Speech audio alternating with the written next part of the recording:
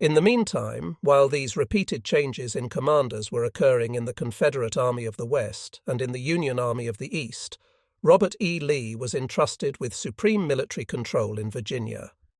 Once in command, he was destined to remain to the end.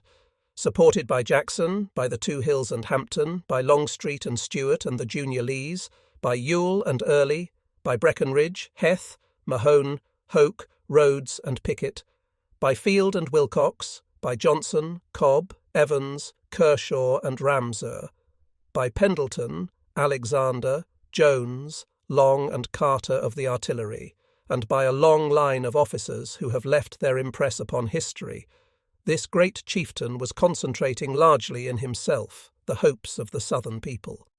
This cursory and necessarily imperfect review of some of the noted leaders on both sides would be still less satisfactory without some reference to the men of the ranks who stood behind them, or rather, in front of them. During the fall of 1896, on my tour in Ohio, a gallant officer of the Union Army, after hearing some reference by me to the great debt of gratitude due the private soldiers, gave me an amusing account of a meeting held by privates and junior officers of the line in the Union camps. Brevet titles were being conferred upon many officers for meritorious conduct. A series of resolutions were passed at this meeting, with the usual whereas, by which it was declared, as the sense of the meeting, that every private who had bravely fought and uncomplainingly suffered was entitled to be breveted as corporal, every corporal as sergeant, and every sergeant as captain. In that droll gathering, some wag proposed an additional resolution, which, with solemn dignity, was unanimously adopted. Whereas the faithful mules of the army have worked hard without any complaint, each one of said mules should be promoted to the rank of horse. General Lee evidenced his appreciation of the privates when he said to one of them who was standing near his tent, "Come in, Captain, and take a seat." "I'm no captain, General. I'm nothing but a private," said this modest soldier. "Come in, sir," said Lee. "Come in and take a seat. You ought to be a captain." Although playfully uttered, these simple words reflected the real sentiment of the great chieftain. It is almost literally true that the intelligent privates in both the Confederate and Union armies were all competent to hold minor commissions after 1 year's service. They acquired well-defined opinions as to the wisdom and object of great movements. No language would be too strong or eulogy too high to pronounce upon the privates who did their duty during that long and dreadful war, who manfully braved its dangers, patiently endured its trials, cheerfully obeyed the orders, who were ready to march and to suffer, to fight and to die, without once calling in question the wisdom of the orders or the necessity for the sacrifice. Chapter 11. Gettysburg. From Gettysburg to Appomattox, from the zenith of assurance to the nadir of despair, from the compact ranks, boundless confidence, and exultant hopes of as proud and puissant an army as was ever marshalled to the shattered remnants, withered hopes, and final surrender of that army. Such is the track to be followed describing the Confederacy's declining fortunes and ultimate death. No picture can be drawn by human hand vivid enough to portray the varying hues, the spasmodic changes, the rapidly gathering shadows of the scenes embraced in the culminating period of the great struggle. A brief analysis of the reasons for General Lee's crossing of the Potomac is now in order. In the logistics of defensive war, offensive movements are often the wisest strategy. Voltaire has somewhere remarked that, to subsist one's army at the expense of the enemy, to advance on their own ground and force them to retrace their steps, thus rendering strength useless by skill, is regarded as one of the masterpieces of military art. It would be difficult to group together words more concisely and clearly descriptive of General Lee's purposes in crossing the Potomac, both in 62 and 63. It must be added, however, that while the movement into Maryland in 1862 and into Pennsylvania in 1863 were each defensive in design, they differed in some particulars as to the immediate object which General Lee hoped to accomplish. Each sought to force the Union Army to retrace its steps. Each sought to render strength useless by skill. but in 1862 there was not so grave a necessity for subsisting his army on Union soil as in 1863. The movement into Maryland was, of course, a more direct threat upon Washington.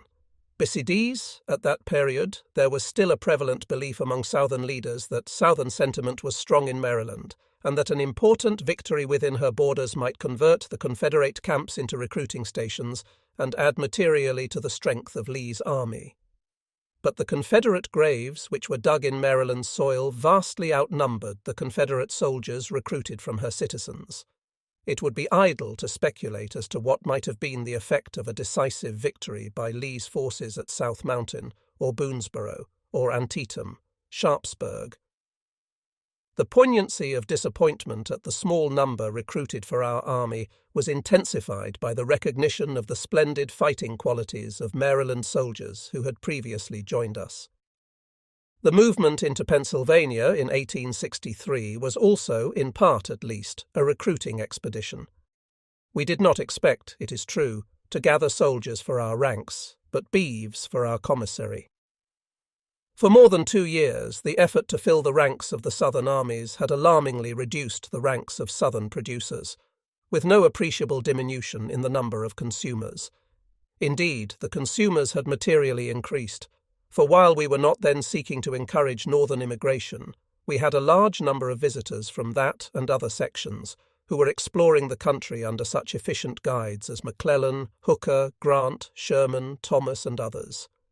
We had, therefore, much need of borrowing supplies from our neighbours beyond the Potomac.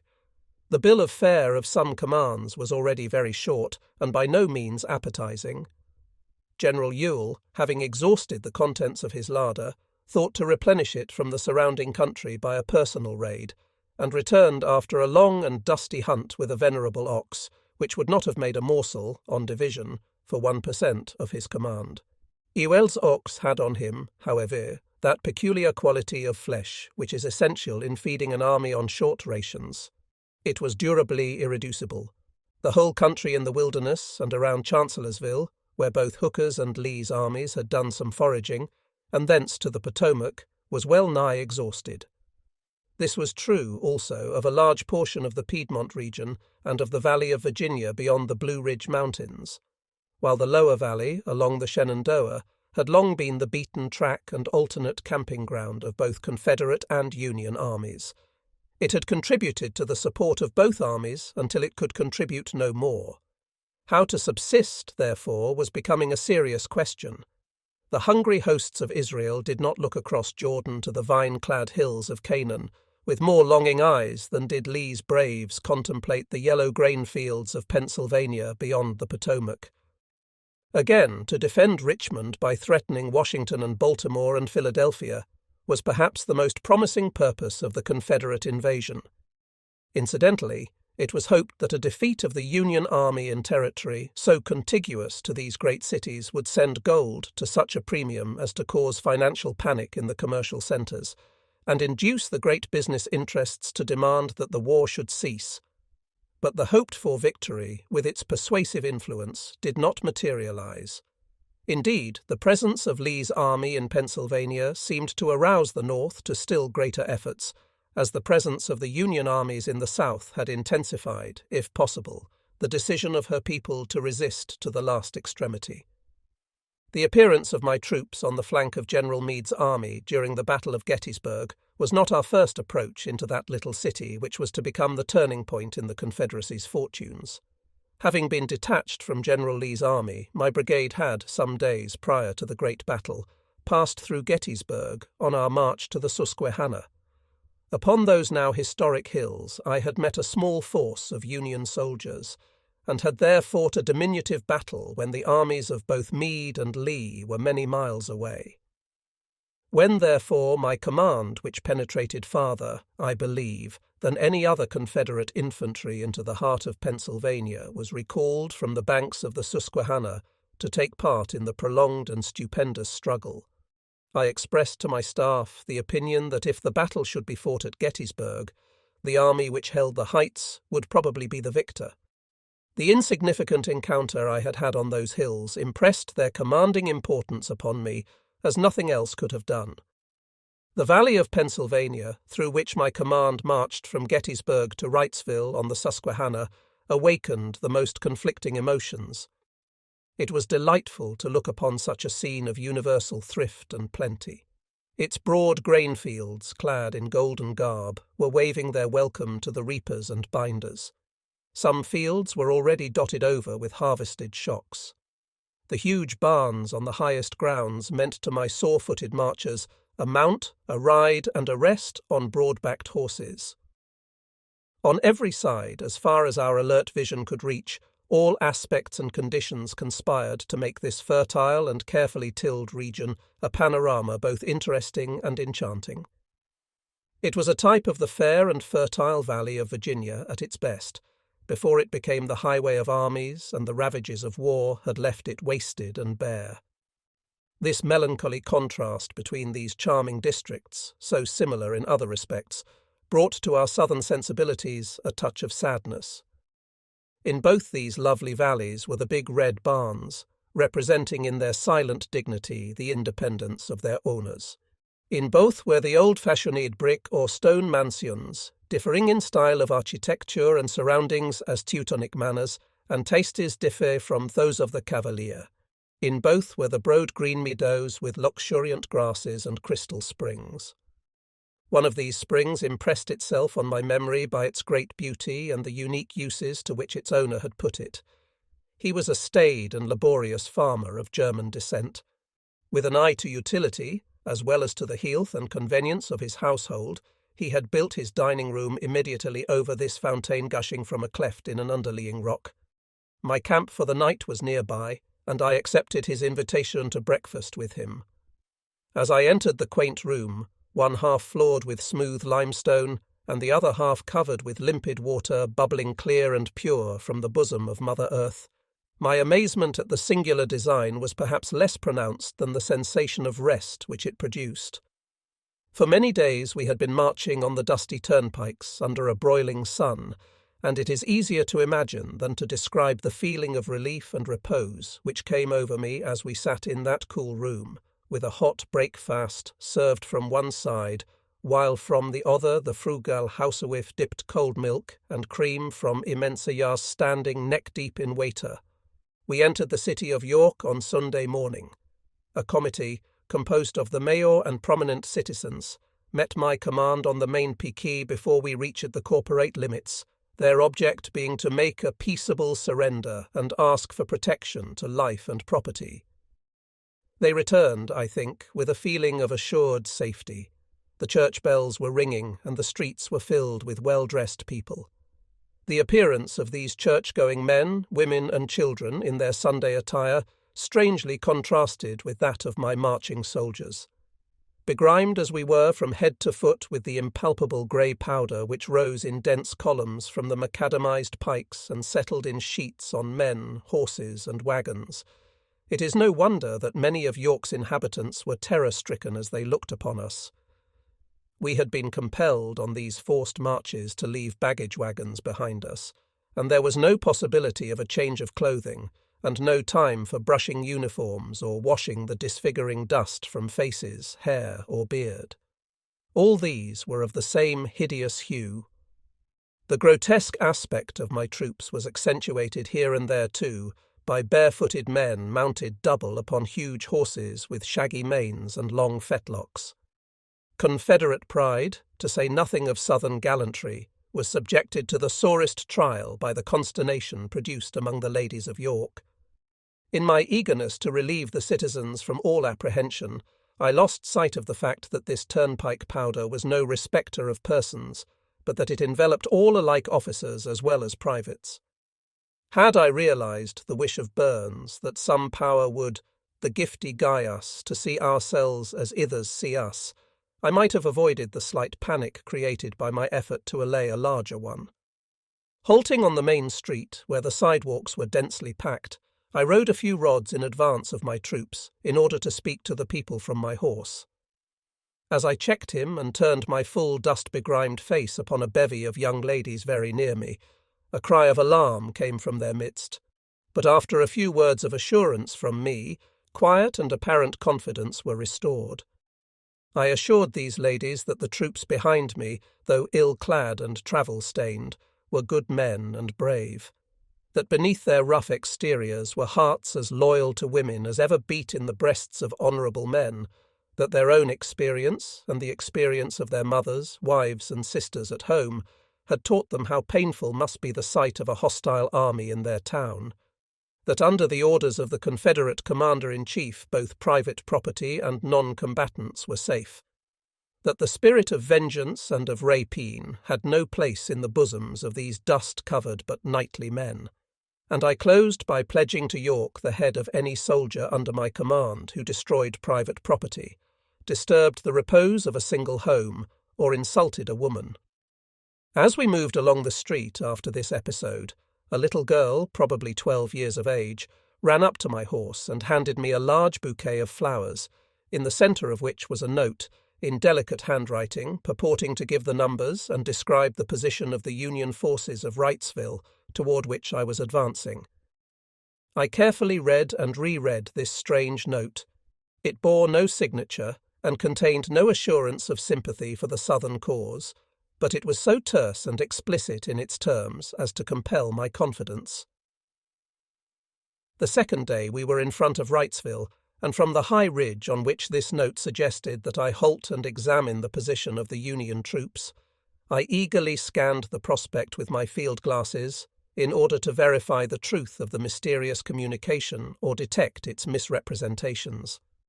There, in full view before us, was the town, just as described, nestling on the banks of the Susquehanna.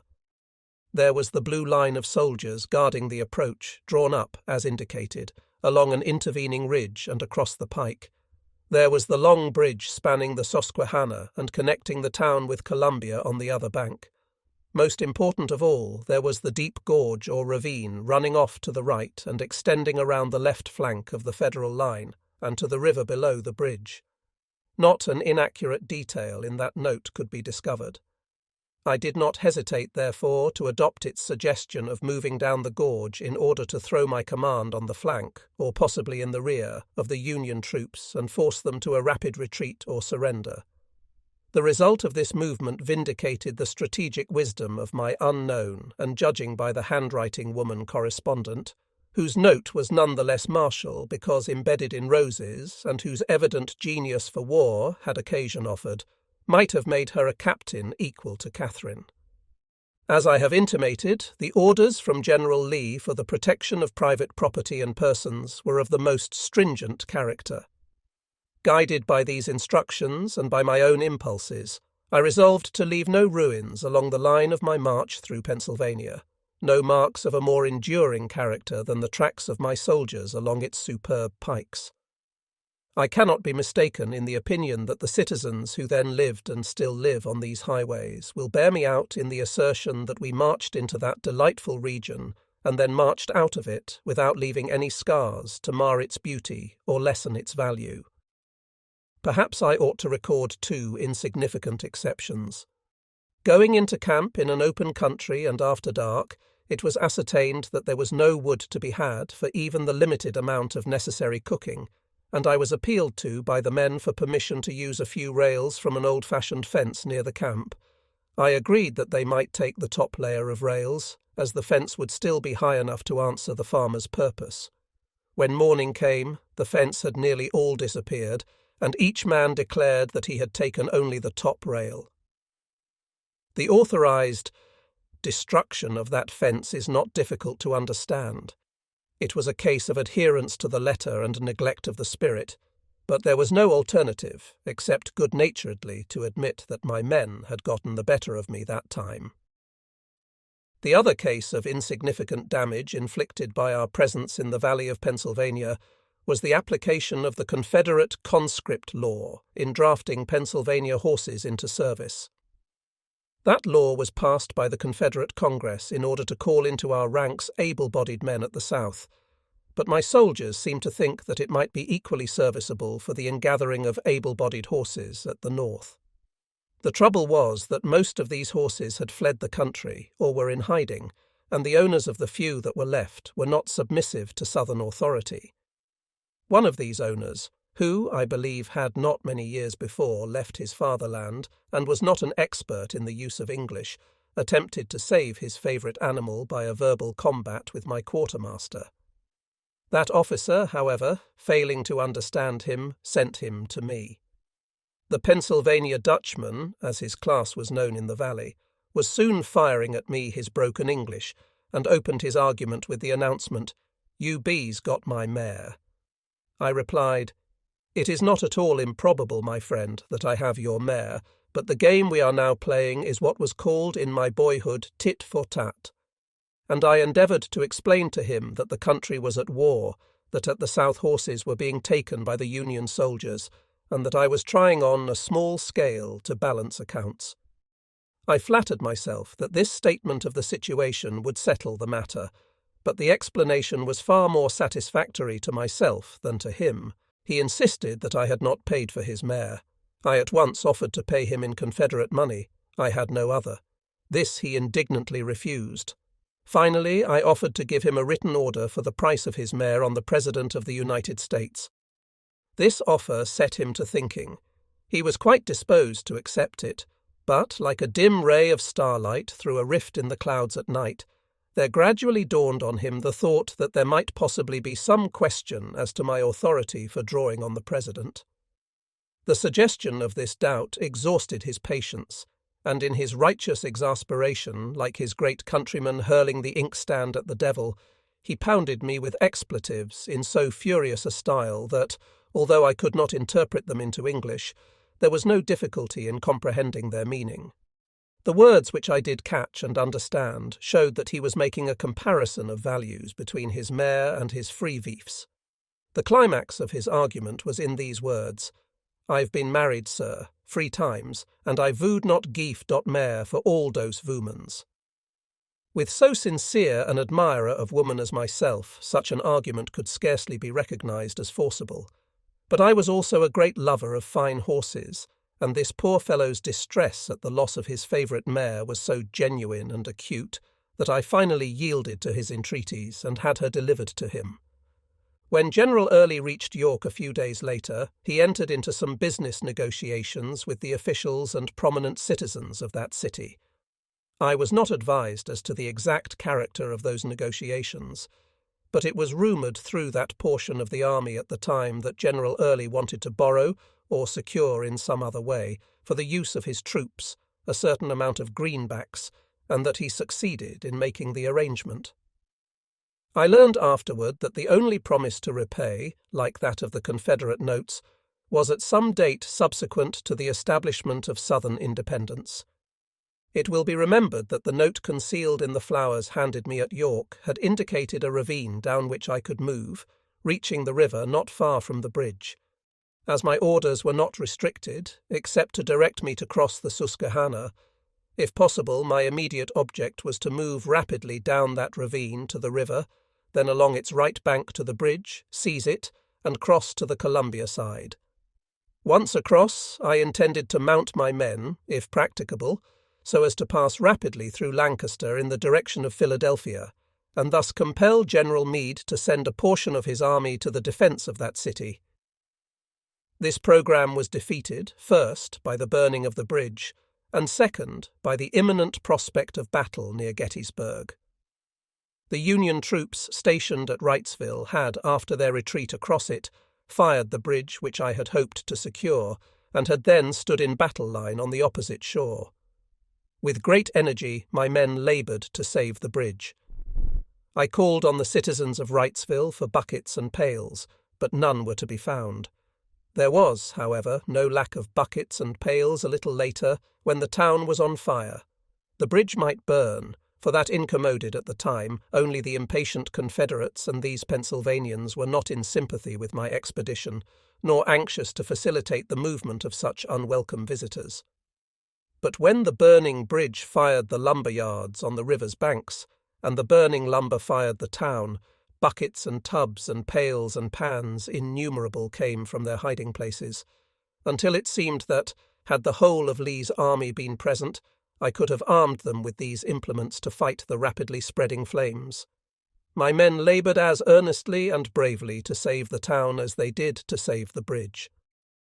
In the absence of fire engines or other appliances, the only chance to arrest the progress of the flames was to form my men around the burning district, with the flank resting on the river's edge, and pass rapidly from hand to hand the pails of water. Thus, and thus only, was the advancing, raging fire met, and at a late hour of the night checked and conquered. There was one point, especially, at which my soldiers combated the fire's progress with immense energy, and with great difficulty saved an attractive home from burning. It chanced to be the home of one of the most superb women it was my fortune to meet during the 4 years of war. She was Mrs. L. Ewalt, to whom I refer in my lecture, The Last Days of the Confederacy, as the heroine of the Susquehanna. I met Mrs. Rewalt the morning after the fire had been checked. She had witnessed the furious combat with the flames around her home, and was unwilling that those men should depart without receiving some token of appreciation from her. She was not wealthy, and could not entertain my whole command, but she was blessed with an abundance of those far nobler riches of brain and heart, which are the essential glories of exalted womanhood.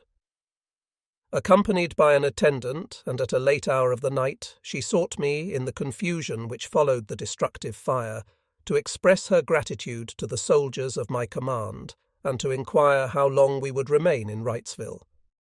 On learning that the village would be relieved of our presence at an early hour the following morning, she insisted that I should bring with me to breakfast at her house as many as could find places in her dining-room. She would take no excuse, not even the nervous condition in which the excitement of the previous hours had left her. At a bountifully supplied table in the early morning sat this modest, cultured woman, surrounded by soldiers in their worn, grey uniforms. The welcome she gave us was so gracious, she was so self-possessed, so calm and kind, that I found myself in an inquiring state of mind as to whether her sympathies were with the northern or southern side in the pending war. Cautiously, but with sufficient clearness to indicate to her my object, I ventured some remarks which she could not well ignore, and which she instantly saw were intended to evoke some declaration upon the subject. She was too brave to evade it, too self-poised to be confused by it, and too firmly fixed in her convictions to hesitate as to the answer. With no one present except Confederate soldiers who were her guests, she replied, without a quiver in her voice, but with womanly gentleness, "General Gordon, I fully comprehend you, and it is due to myself that I candidly tell you that I am a Union woman. I cannot afford to be misunderstood, nor to have you misinterpret this simple courtesy. You and your soldiers last night saved my home from burning, and I was unwilling that you should go away without receiving some token of my appreciation. I must tell you, however, that with my assent and approval, my husband is a soldier in the Union Army, and my constant prayer to heaven is that our cause may triumph and the Union be saved." No Confederate left that room without a feeling of profound respect, of unqualified admiration for that brave and worthy woman. No Southern soldier, no true Southern man who reads this account will fail to render to her a like tribute of appreciation.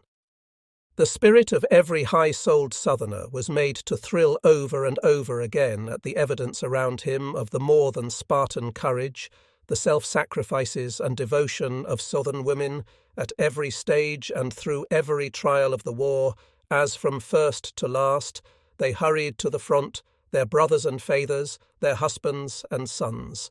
No Southern man can ever forget the words of cheer that came from these heroic women's lips, and their encouragement to hope and fight on in the midst of despair.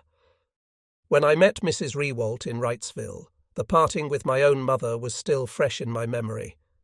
Nothing short of death's hand can ever obliterate from my heart the impression of that parting. Holding me in her arms, her heart almost bursting with anguish and the tears running down her cheeks, she asked God to take care of me, and then said, "Go, my son, I shall perhaps never see you again, but I commit you freely to the service of your country." I had witnessed, as all Southern soldiers had witnessed, the ever-increasing consecration of those women to their cause. No language can fitly describe their saintly spirit of martyrdom, which grew stronger and rose higher when all other eyes could see the inevitable end of the terrific struggle slowly but surely approaching. Returning from the banks of the Susquehanna, and meeting at Gettysburg, July 1st, 1863, the advance of Lee's forces, my command was thrown quickly and squarely on the right flank of the Union Army. A more timely arrival never occurred. The battle had been raging for 4 or 5 hours. The Confederate General Archer, with a large portion of his brigade, had been captured. Heth and Scales, Confederate generals, had been wounded. The ranking Union commander on the field, General Reynolds, had been killed, and Hancock was assigned to command. The battle, upon the issue of which hung perhaps the fate of the Confederacy, was in full blast. The Union forces, at first driven back, now reinforced, were again advancing and pressing back Lee's left and threatening to envelop it. The Confederates were stubbornly contesting every foot of ground, but the southern left was slowly yielding. A few moments more, and the day's battle might have been ended by the complete turning of Lee's flank. I was ordered to move at once to the aid of the heavily pressed Confederates. With a ringing yell, my command rushed upon the line posted to protect the Union right. Here occurred a hand-to-hand struggle. That protecting Union line, once broken, left my command not only on the right flank, but obliquely in rear of it. Any troops that were ever marshalled would, under like conditions, have been as surely and swiftly shattered. There was no alternative for Howard's men except to break and fly, or to throw down their arms and surrender. Under the concentrated fire from front and flank, the marvel is that any escaped. In the midst of the wild disorder in his ranks, and through a storm of bullets, a Union officer was seeking to rally his men for a final stand. He, too, went down, pierced by a Minnie ball. Riding forward with my rapidly advancing lines, I discovered that brave officer lying upon his back, with the July sun pouring its rays into his pale face. He was surrounded by the Union dead, and his own life seemed to be rapidly ebbing out. Quickly dismounting and lifting his head, I gave him water from my canteen, asked his name and the character of his wounds. He was Major General Francis C. Barlow, of New York, and of Howard's Corps. The ball had entered his body in front and passed out near the spinal cord, paralyzing him in legs and arms. Neither of us had the remotest thought that he could possibly survive many hours. I summoned several soldiers who were looking after the wounded and directed them to place him upon a litter and carry him to the shade in the rear. Before parting, he asked me to take from his pocket a package of letters and destroy them. They were from his wife. He had but one request to make of me. That request was that if I should live to the end of the war and should ever meet Mrs. Barlow, I would tell her of our meeting on the field of Gettysburg and of his thoughts of her in his last moments. He wished me to assure her that he died doing his duty at the front, that he was willing to give his life for his country, and that his deepest regret was that he must die without looking upon her face again. I learned that Mrs. Barlow was with the Union Army and near the battlefield. When it is remembered how closely Mrs. Gordon followed me, it will not be difficult to realize that my sympathies were especially stirred by the announcement that his wife was so near him. Passing through the day's battle unhurt, I dispatched at its close, under flag of truce, the promised message to Mrs. Barlow. I assured her that if she wished to come through the lines, she should have safe escort to her husband's side. In the desperate encounters of the 2 succeeding days and the retreat of Lee's army, I thought no more of Barlow, except to number him with the noble dead of the 2 armies who had so gloriously met their fate. The ball, however, had struck no vital point, and Barlow slowly recovered, though this fact was wholly unknown to me. The following summer, in battle near Richmond, my kinsman with the same initials, General J.B. Gordon of North Carolina, was killed. Barlow, who had recovered, saw the announcement of his death and entertained no doubt that he was the Gordon whom he had met on the field of Gettysburg. To me, therefore, Barlow was dead. To Barlow, I was dead. Nearly 15 years passed before either of us was undeceived. During my second term in the United States Senate, the Honda Clarkson Potter of New York, was a member of the House of Representatives. He invited me to dinner in Washington to meet a General Barlow who had served in the Union Army. Potter knew nothing of the Gettysburg incident. I had heard that there was another Barlow in the Union Army, and supposed, of course, that it was this Barlow with whom I was to dine. Barlow had a similar reflection as to the Gordon he was to meet. Seated at Clarkson Potter's table, I asked Barlow, "General, are you related to the Barlow who was killed at Gettysburg?" He replied, "Why, I am the man, sir. Are you related to the Gordon who killed me?" "I am the man, sir," I responded. No words of mine can convey any conception of the emotions awakened by those startling announcements. Nothing short of an actual resurrection from the dead could have amazed either of us more. Thenceforward, until his untimely death in 1896, the friendship between us, which was born amidst the thunders of Gettysburg, was greatly cherished by both. No battle of our Civil War, no battle of any war, more forcibly illustrates the truth that officers at a distance from the field cannot, with any wisdom, attempt to control the movements of troops actively engaged. On the first day, neither General Early nor General Ewell could possibly have been fully cognizant of the situation at the time I was ordered to halt. The whole of that portion of the Union Army in my front was in inextricable confusion and in flight. They were necessarily in flight, for my troops were upon the flank and rapidly sweeping down the lines. The firing upon my men had almost ceased. Large bodies of the Union troops were throwing down their arms and surrendering, because in disorganized and confused masses they were wholly powerless either to check the movement or return the fire. As far down the lines as my eye could reach, the Union troops were in retreat. Those at a distance were still resisting, but giving ground, and it was only necessary for me to press forward in order to ensure the same results which invariably follow such flank movements.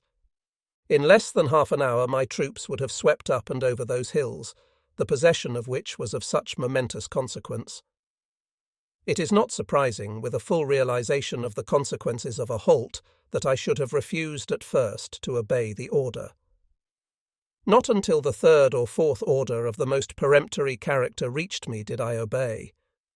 I think I should have risked the consequences of disobedience even then, but for the fact that the order to halt was accompanied with the explanation that General Lee, who was several miles away, did not wish to give battle at Gettysburg. It is stated on the highest authority that General Lee said, sometime before his death, that if Jackson had been there he would have won in this battle a great and possibly decisive victory. The Rev. J. William Jones, D.D., writing of this statement of General Lee's, uses these words, "General Lee made that remark to Professor James J. White and myself in his office in Lexington one day, when we chanced to go in as he was reading a letter making some inquiries of him about Gettysburg. He said, with an emphasis that I cannot forget, and bringing his hand down on the table with a force that made things rattle, 'If I had had Stonewall Jackson at Gettysburg, I would have won that fight, and a complete victory there would have given us Washington and Baltimore, if not Philadelphia, and would have established the independence of the Confederacy.' No soldier in a great crisis ever wished more ardently for a deliverer's hand than I wished for 1 hour of Jackson when I was ordered to halt. Had he been there, his quick eye would have caught at a glance the entire situation, and instead of halting me, he would have urged me forward and have pressed the advantage to the utmost, simply notifying General Lee that the battle was on and he had decided to occupy the heights. Had General Lee himself been present, this would undoubtedly have been done. General Lee, as he came in sight of the battlefield that afternoon, sent Colonel Walter H. Taylor of the staff, he makes this statement clearly in his book 4 Years with Lee, with an order to General Ewell to advance and occupy the heights. General Ewell replied that he would do so, and afterward explained in his official report that he did not do so because of the report from General William Smith that the enemy was advancing on his flank and rear, the supposed enemy turning out to be General Edward Johnson's Confederate Division. Absent as General Lee necessarily was, and intending to meet General Meade at another point and in defensive battle, he would still have applauded, when the facts were made known, the most aggressive movements, though in conflict with his general plan.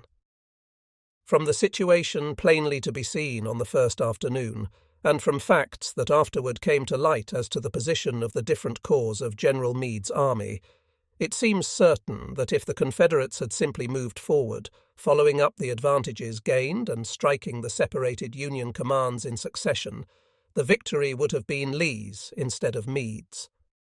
I should state here that General Meade's army at that hour was stretched out along the line of his march for nearly 30 miles. General Lee's was much more concentrated. General Hancock's statement of the situation is true and pertinent. The rear of our troops were hurrying through the town, pursued by Confederates. There had been an attempt to reform some of the 11th Corps as they passed over Cemetery Hill, but it had not been very successful.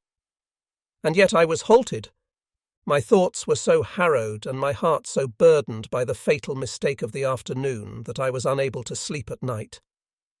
Mounting my horse at 2 o'clock in the morning, I rode with 1 or 2 staff officers to the Red Barn in which General Ewell and General Early then had their headquarters.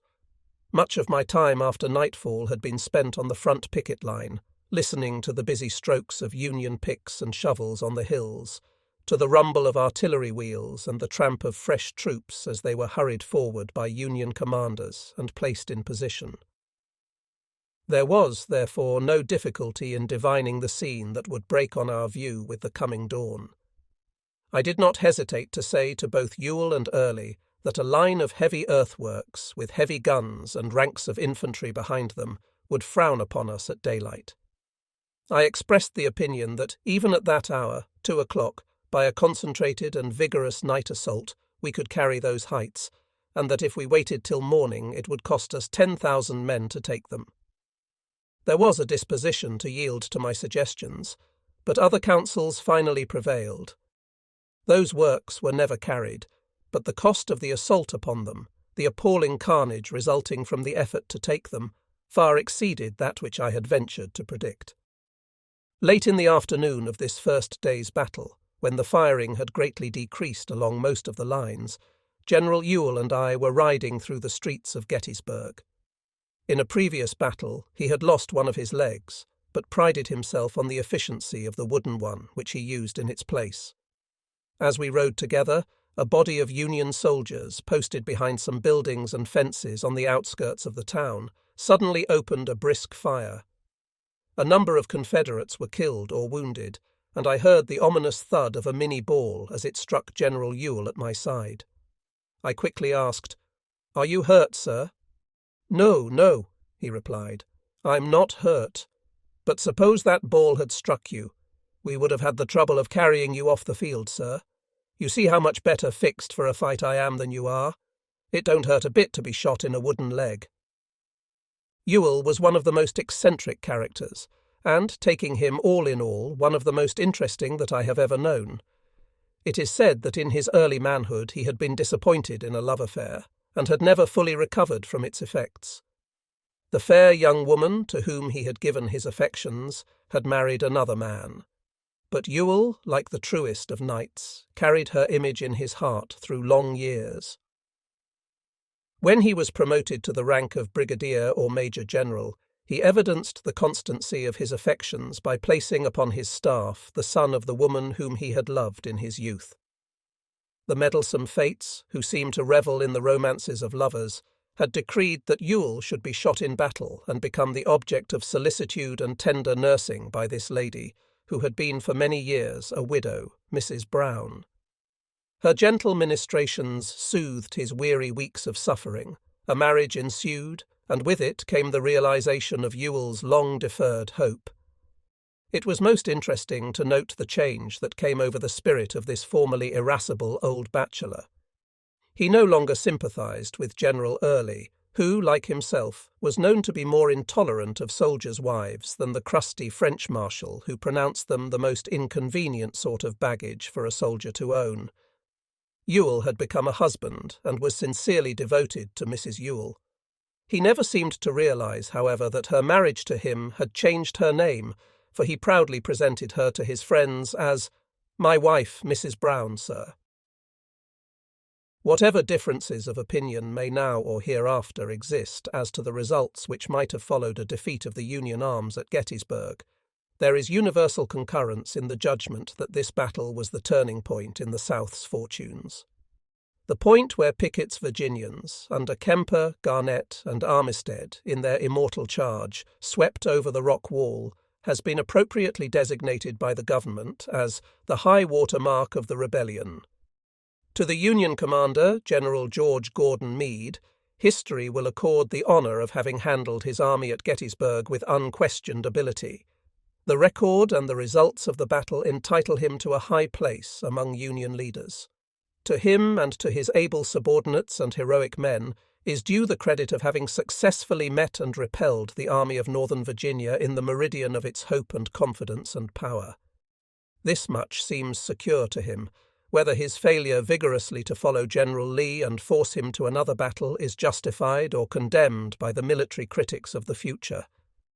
General Meade's army halted, it is true, after having achieved a victory. The victory, however, was not of so decisive a character as to demoralize Lee's forces. The great Bonaparte said that bad as might be the condition of a victorious army after battle, it was invariably true that the condition of the defeated army was still worse. If, however, any successful commander was ever justified in disregarding this truism of Bonaparte's, General Meade was that commander, for a considerable portion of Lee's army, probably 1/3 of it, was still in excellent fighting trim, and nearly every man in it would have responded with alacrity to Lee's call to form a defensive line and deliver battle. It was my pleasure to know General Meade well after the war, when he was the department commander or military governor of Georgia. An incident at a banquet in the city of Atlanta illustrates his high personal and soldierly characteristics. The first toast of the evening was to General Meade as the honoured guest. When this toast had been drunk, my health was proposed. Thereupon, objection was made upon the ground that it was too soon after the war to be drinking the health of a man who had been fighting for 4 years in the rebel army. It is scarcely necessary to say that this remark came from one who did no fighting in either army. He belonged to that curious class of soldiers who were as valiant in peace as they were docile in war, whose defiance of danger became dazzling after the danger was past. General Meade belonged to the other class of soldiers, who fought as long as fighting was in order, and was ready for peace when there was no longer any foe in the field. This chivalric chieftain of the Union forces at Gettysburg was far more indignant at the speech of the bomb-proof warrior than I was myself. The moment the objection to drinking my health was suggested, General Meade sprang to his feet, and with a compliment to myself, which I shall not be expected to repeat, and a rebuke to the objector, he held high his glass and said with significant emphasis, "I propose to drink, and drink now, to my former foe, but now my friend, General Gordon of Georgia. It will not be expected that any considerable space be devoted to the unseemly controversy over those brilliant but disastrous Confederate charges which lost the day at Gettysburg. I could scarcely throw upon the subject any additional light, nor bring to its elucidation any material testimony not already adduced by those who have written on the one side or the other.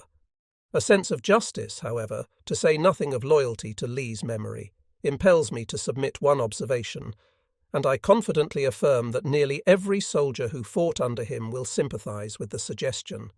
It is this, that nothing that occurred at Gettysburg, nor anything that has been written since of that battle, has lessened the conviction that, had Lee's orders been promptly and cordially executed, Meade's centre on the 3rd day would have been penetrated and the Union army overwhelmingly defeated.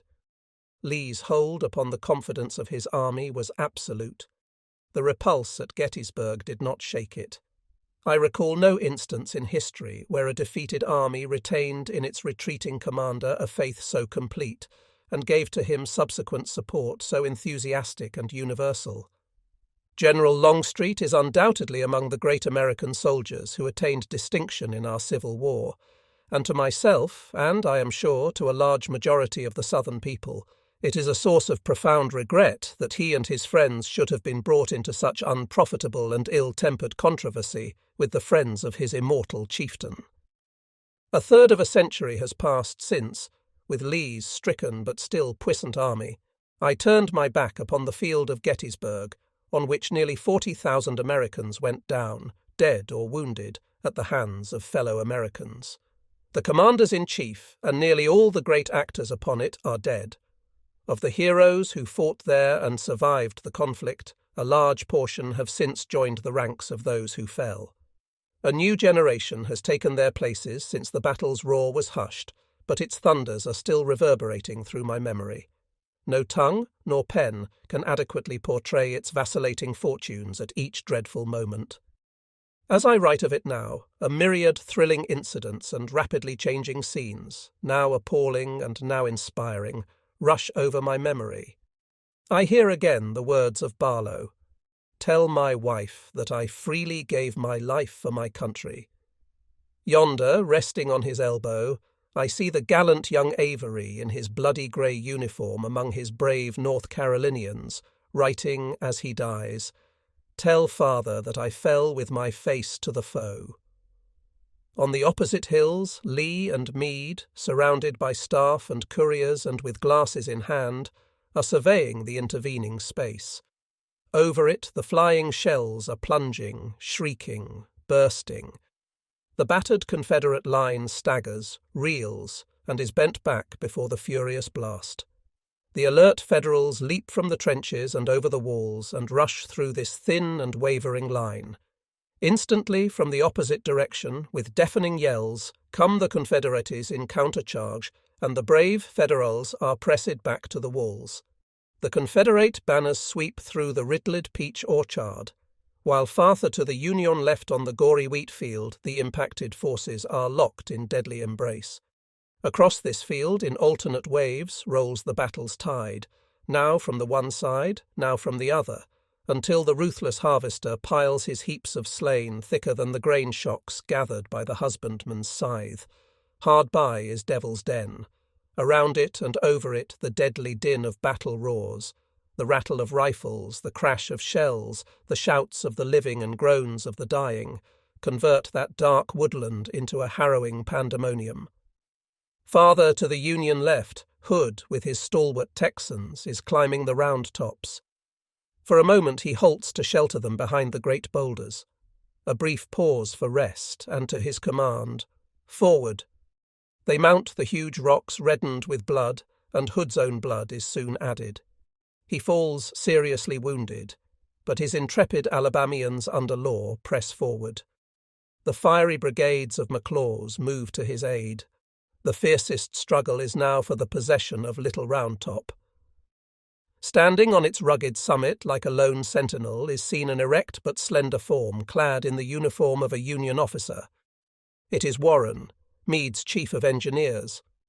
With practised eye, he sees at a glance that, quickly seized, that rock-ribbed hill would prove a Gibraltar amidst the whirling currents of the battle, resisting its heaviest shocks. Staff and couriers are summoned, who swiftly bear his messages to the Union leaders. Veterans from Hancock and Sykes respond at a double quick. Around its base, along its sides, and away toward the Union right, with the forces of Sickles and Hancock, the grey veterans of Longstreet are in Herculean wrestle. Wilcox's Alabamians and Barksdale's Mississippians seize a Union battery and rush on. The Union lines under Humphreys break through a Confederate gap and sweep around Barksdale's left. Wright's Georgians and Perry's Floridians are hurled against Humphreys and break him in turn. Amidst the smoke and fury, Sickles with thigh bone shivered sickens and falls from his saddle into the arms of his soldiers. 60% of Hancock's veterans go down with his gallant brigadiers, Willard, Zook, Cross, and Brooke. The impetuous Confederate leaders, Barksdale and Semmes, fall and die, but their places are quickly assumed by the next in command. The Union forces of Vincent and Weed, with Hazlett's artillery, have reached the summit, but all three are killed. The apex of Little Round Top is the point of deadliest struggle. The day ends, and thus ends the battle. As the last rays of the setting sun fall upon the summit, they are reflected from the batteries and bayonets of the Union soldiers still upon it, with the bleeding Confederates struggling to possess it. The embattled hosts sleep upon their arms. The stars look down at night upon a harrowing scene of pale faces all over the field, and of sufferers in the hospitals behind the lines, an army of dead and wounded numbering over 20,000. The third day's struggle was the bloody postscript to the Battle of the 1st and 2nd. There was a pause. Night had intervened. It was only a pause for breath. Of sleep there was little for the soldiers, perhaps none for the throbbing brains of the great chieftains. Victory to Lee meant Southern independence. Victory to Meade meant an inseparable union. The life of the Confederacy, the unity of the Republic. These were the stakes of July 3rd. Meade decided to defend. Lee resolved to assault. The decisive blow at Meade's left centre was planned for the early morning. The morning came and the morning passed. The Union right, impatient at the Confederate delay, opens fire on Lee's left. The challenge is answered by a Confederate charge under Edward Johnson. The Union trenches are carried. Ruger's Union lines sweep down from the heights on Johnson's left and recover these trenches. High noon is reached, but the assault on the left centre is still undelivered. With every moment of delay, Lee's chances are diminishing with geometrical progression. At last, the heavy signal guns break the fatal silence and summon the grey lines of infantry to the charge. Pickett's Virginians are leading. The tired veterans of Heth and Wilcox and Pettigrew move with them. Down the long slope and up the next, the majestic column sweeps. With Napoleonic skill, Meade's artillerists turn the converging, galling fire of all adjacent batteries upon the advancing Confederates. The heavy Southern guns hurl their solid shot and shell above the Southern lines and into the Union ranks on the summit. The air quivers and the hills tremble. Onward, still onward, the Southern legions press. Through a tempest of indescribable fury, they rush toward the crest held by the compact Union lines. The Confederate leaders, Garnett, Trimble, and Kemper, fall in the storm, the first dead, the others down and disabled. On the Union side, Hancock and Gibbon are borne bleeding to the rear. Still onward press the men in grey, their ranks growing thinner, their lines shorter, as the living press toward the centre to fill the great gaps left by the dead. Nearly every mounted officer goes down. Riderless horses are flying hither and thither. Above the battle's roar is heard the familiar Southern yell. It proclaims fresh hope, but false hope. Union batteries are seen to limber up, and the galloping horses carry them to the rear. The Confederate shout is evoked by a misapprehension. These guns are not disabled. They do not fly before the Confederate lines from fear of capture. It is simply to cool their heated throats. Into their places quickly wheel the fresh Union guns. Like burning lava from volcanic vents, they pour a ceaseless current of fire into the now thin Confederate ranks. The Southern left is torn to fragments. Quickly the brilliant Alexander, his ammunition almost exhausted, flies at a furious gallop with his batteries to the support of the dissolving Confederate infantry. Here and there his horses and riders go down and check his artillery's progress. His brave gunners cut looser the dead horses, seize the wheels, whirl the guns into position, and pour the hot grapey and canister into the faces of the Federals.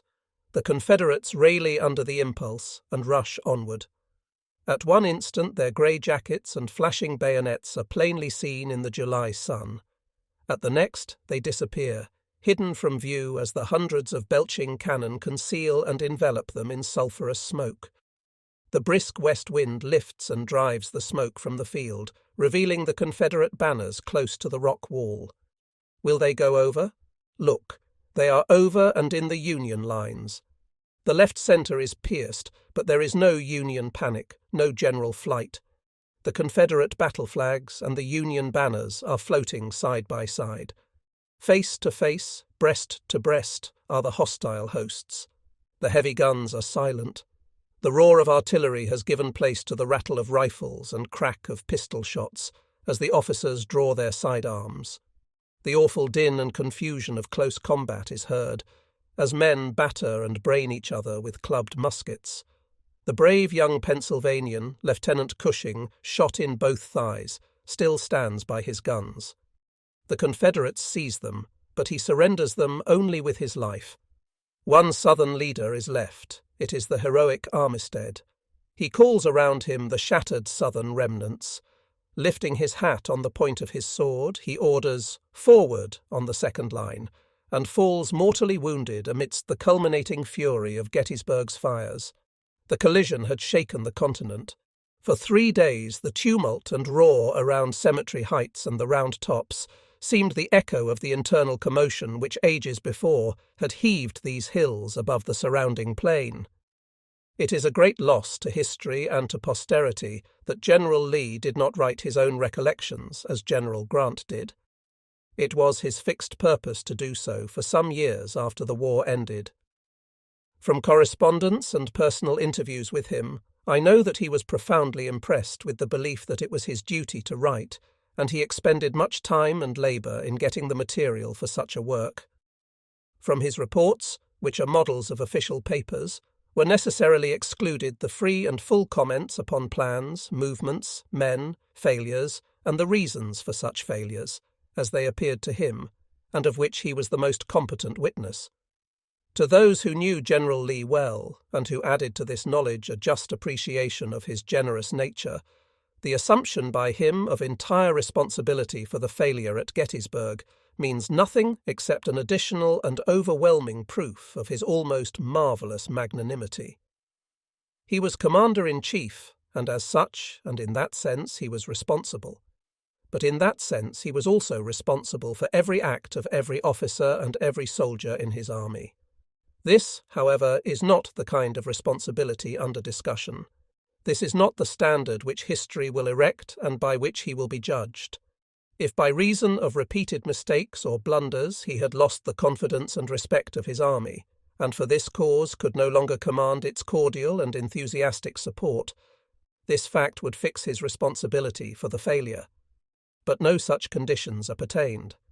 As already stated, the confidence in him before and after the battle was boundless.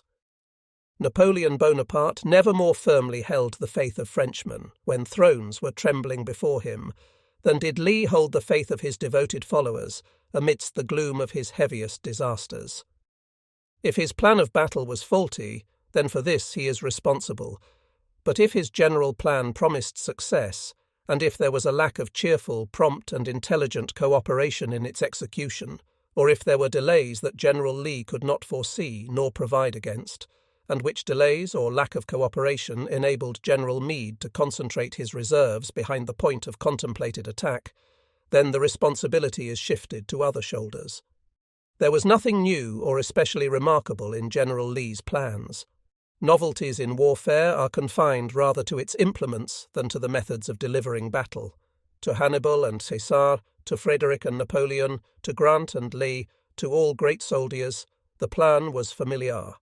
It was to assault along the entire line and hold the enemy to hard work on the wings, while the artillery and heaviest impact of infantry penetrated the left centre. Cooperation by every part of his army was expected and essential. However well trained and strong may be the individual horses in a team, they will never move the stalled wagon when one pulls forward while the other holds back. They must all pull together, or the heavily loaded wagon will never be carried to the top of the hill. Such cooperation at Gettysburg was only partial and limited to comparatively small forces. Pressure hard, General, and constant pressure upon Meade's right would have called him to its defence and weakened his centre. That pressure was only spasmodic and of short duration. Lee and his plan could only promise success on the proviso that the movement was both general and prompt. It was neither. Moments in battle are pregnant with the fate of armies.